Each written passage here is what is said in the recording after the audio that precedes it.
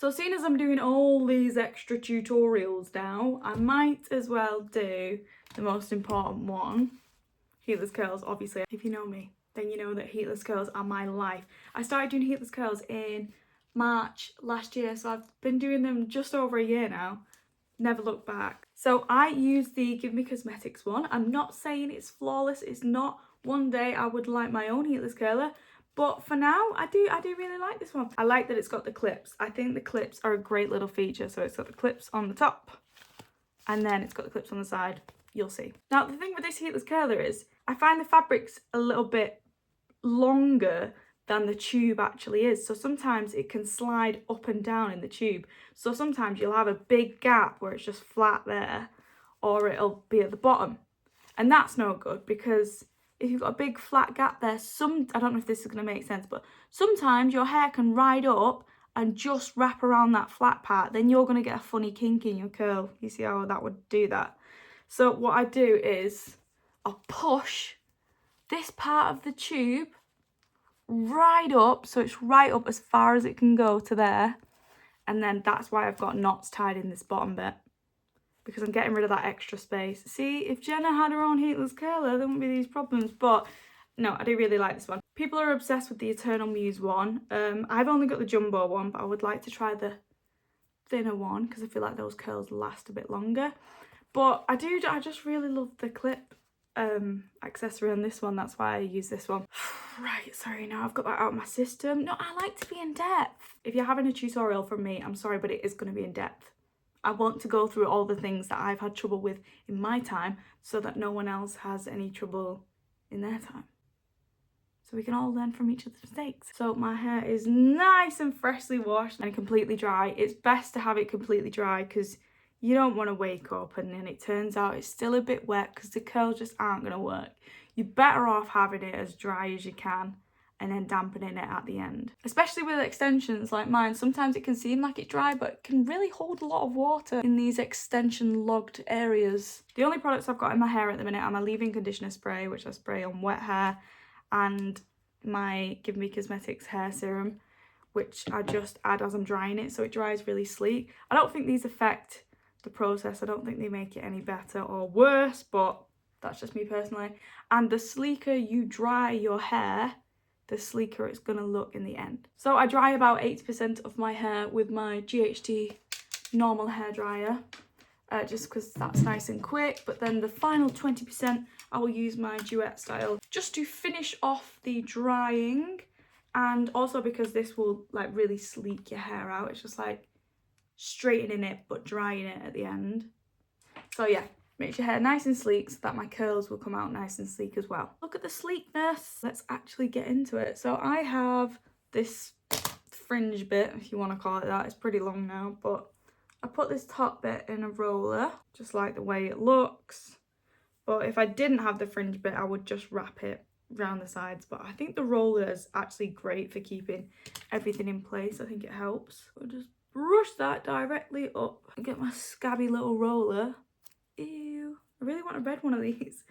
And I make sure the hair is pulled straight upwards. We're not leaning it back, we're not leaning it forwards. It's just straight up to the sky. Then as I'm rolling it down, I will lean it slightly backwards, but only slightly. I just don't want any kinks. Nice and tight like that. Look at this gollum hair.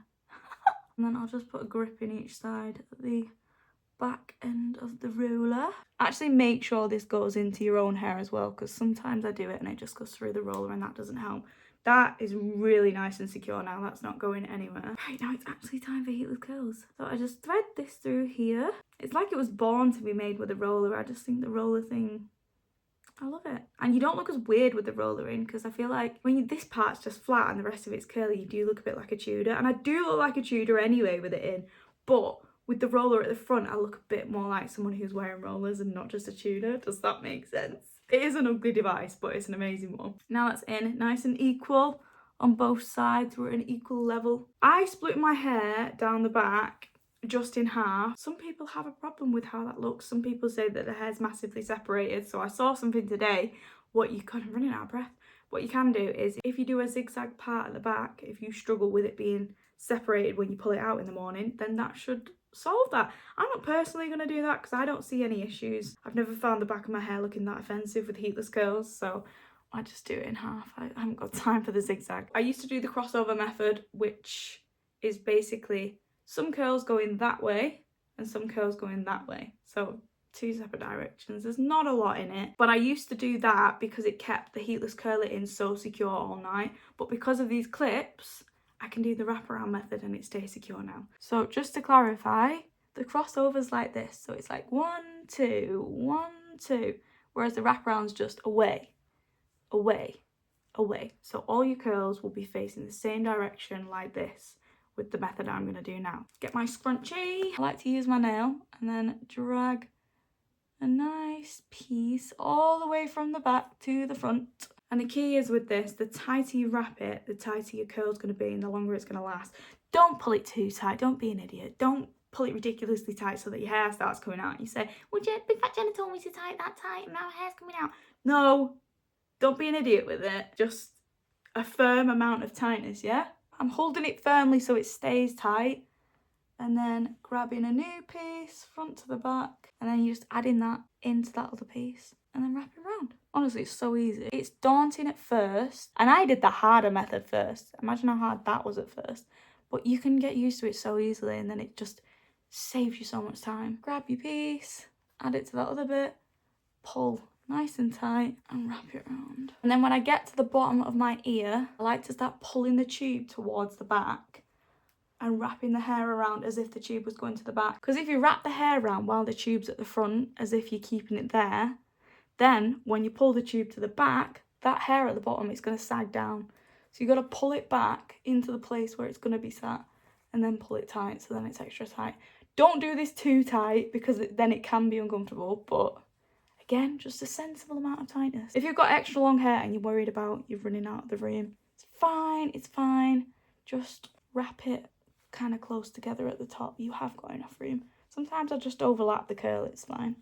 As long as it's wrapped round, it doesn't really matter where it's wrapped round. And I don't like to pull it too tight at the bottom because I don't want like a wrinkly curl. I don't want it to go like a shrivel at the bottom and dead frizzy. So I just kind of keep it a little bit relaxed at the bottom.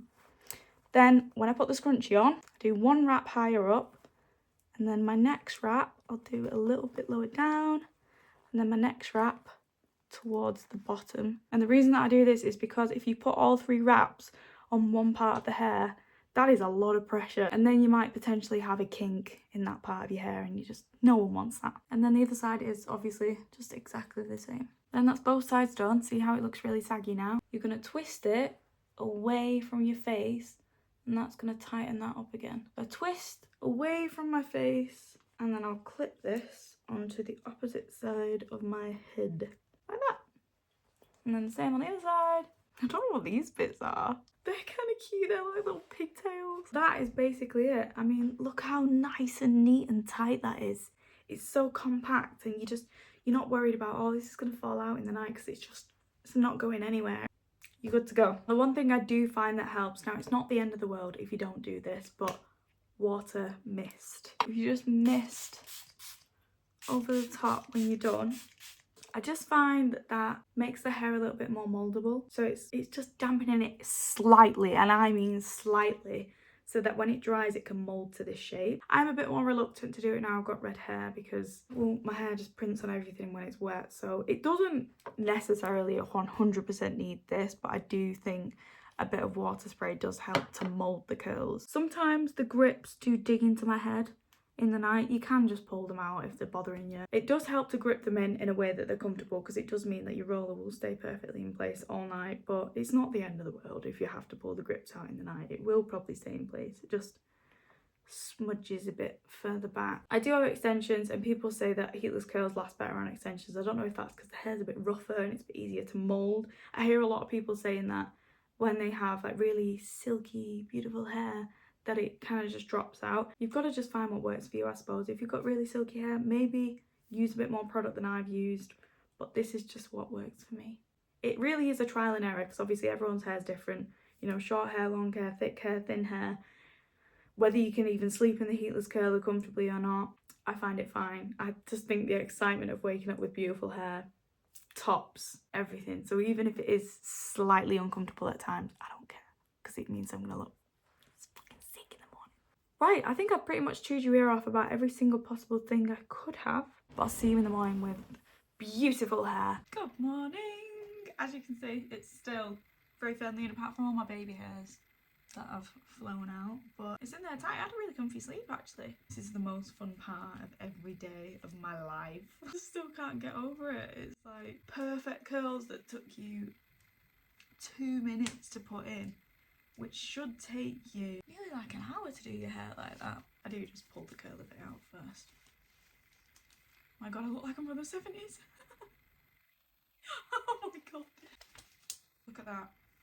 Even my hairdresser friend, she always asks me if I've curled my hair with a tongue or not. I'm like, no, it's heatless curls. And then when I pull them out, I like them to look a bit more scruffy, so I'll just flip my hair around, mess it up a bit, brush them out, kind of. It's just my favourite beauty trend ever. Whoever invented this needs a raise. Big fat raise. And that's it, completely finished. The biggest lifesaver of a hack you will ever meet. It's just so good for everything. Time saving, saving your hair. I don't put anything else on it now. No hairspray, no nothing. And it just lasts all day for me, really. Obviously it drops out slightly, but I kind of like it dropped out. But I do think it is just trial and error. This is just what works for me. So if you try this and it doesn't work, try adding a bit of product, try more water spray, less water spray, trial and error, and you will be able to get it to work for you. It's just because there's so many different hair types. You've got to find what works. But hopefully this tutorial works. I hope I've not waffled on too much. I probably have.